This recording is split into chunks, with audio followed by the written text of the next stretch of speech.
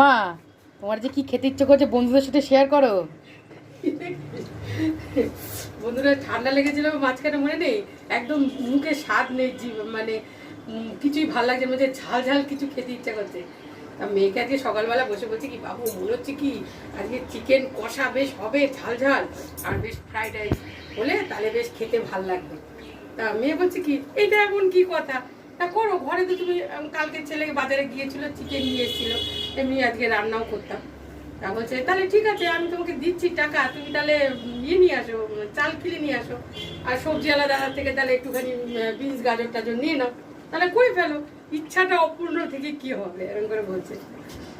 ঠিক আছে, তাই ওই আজকে ঝাল ঝাল করে এই সবে বসালাম, সব কেটে ফেটে ইয়ে করে। এখন সেই কালারটা আছে, সবাই বুঝছো না?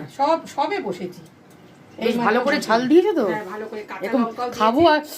আর এরকম করবো। ঝাল ঝাল করে করেছি যাতে মুখে খেতে ভালো লাগে। ঠান্ডা লাগলে না মুখে একদম স্বাদ থাকে না বন্ধুরা, কিচ্ছু ভাল লাগছে না মুখে। ওই কারণে ঝাল ঝাল করে একটুখানি কষা কষা মাংস করছি, আর ওই একটু ফ্রাইড রাইস করছি।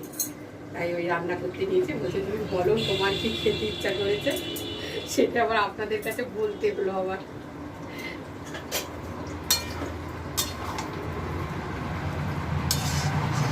এখনো হয়নি বাবু, এখনো হবে। এখন এই দেখ না, হাওয়া দিচ্ছে জানলা দিয়ে বলে কি অসুবিধা হচ্ছে, জানলাটাকে একটু ভেজাতে হবে, নাহলে হবে না। নাহলে হাওয়াতে না মাংসটা লুইয়ে হয়ে যাচ্ছে, হাওয়া লাগছে মাংসটা রয়েছে।